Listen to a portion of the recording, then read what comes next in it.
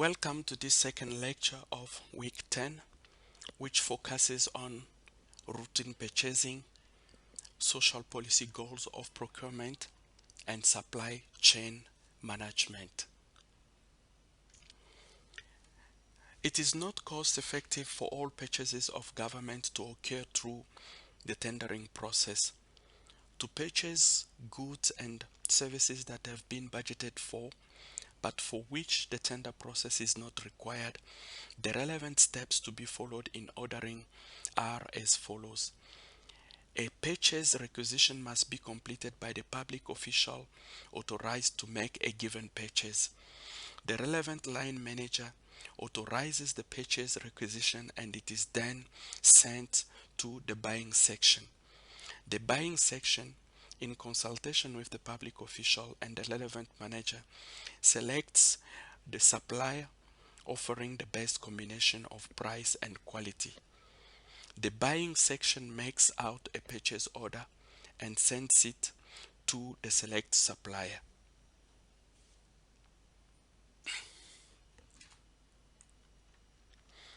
Instead of creating a situation of reverse discrimination, the governing party sought to bring equity into the way government conducts its business.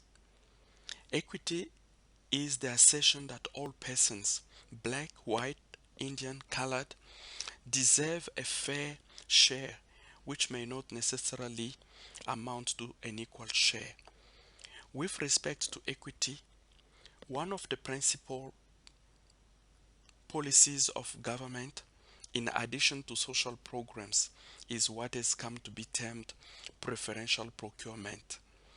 The Preferential Procurement Policy Framework Act 5 of 2000 gives effect to Section 217 of the South African Constitution Act of 96.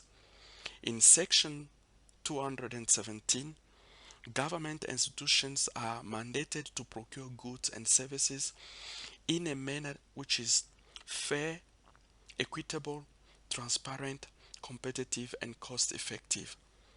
The section further allows public institutions to structure their procurement policies and practices on the basis of preferences for previously disadvantaged groups of persons.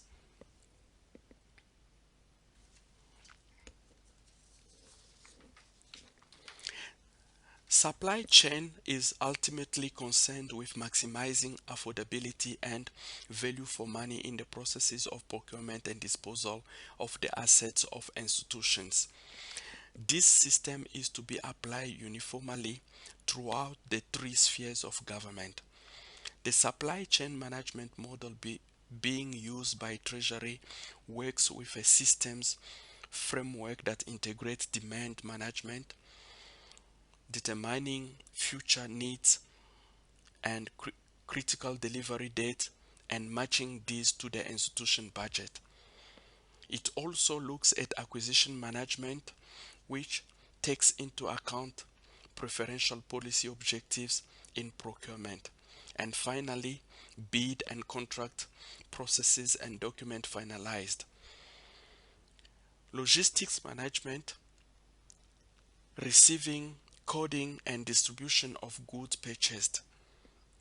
Disposal management, looking at planning for the sale of obsolete asset at fair market value. And finally, supply chain performance evaluation and control, which is more about assessing cost variances, compliance with Treasury norms and standards, and the achievement of institutions' goals. The principal benefit of supply chain management lies in its overarching and coordinating function, whereby all aspects of acquiring, maintaining, and disposing of assets are accounted for.